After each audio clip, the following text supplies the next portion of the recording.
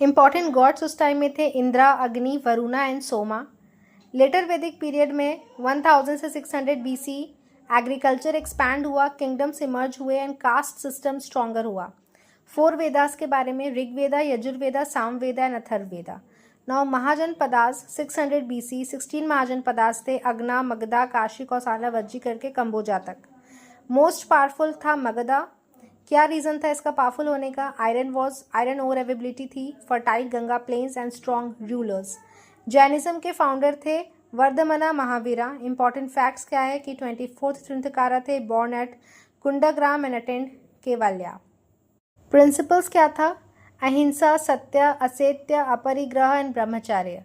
Buddhism के founder थे गौतम बुद्धा। उनके बारे में कुछ इंपॉर्टेंट प्लेसेस है, जैसे लुम्बिनी में उनकी बर्थ हुई थी, बोधगया में एनलाइटमेंट हुआ था, सरनाथ में फर्स्ट सरमन था एंड कुशीनगर में महापरिनिर्वाणा यानी कि उनकी डेथ हुई थी।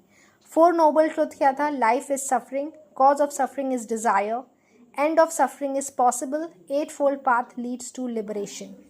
नाउ मगध एम्पायर के बारे में पढ़ेंगे कि इंपॉर्टेंट डायनेस्टीज कौन थे एंड इंपॉर्टेंट रूलर्स कौन से थे। Haryanka dynasty, Shishunaga and Nanda, these were the important dynasties of that time and the important rulers of that time was Bimbisara, Ajatashatru and Mahapadmananda. Mauryan empire की शुरुआत होती है 321 BC से लेके 185 BC तक। फाउंडर थे चंद्रगुप्त मौर्य, मेंटर थे चाणक्य। इंपॉर्टेंट रूलर्स थे चंद्रगुप्त मौर्य, ठीक है, उन्होंने डिफीट किया था नंदास को और स्टैब्लिश किया था अपना एम्पायर। फिर आए बिंदुसारा जिन्होंने फर्दर उस एम्पायर को एक्सपैंड किया।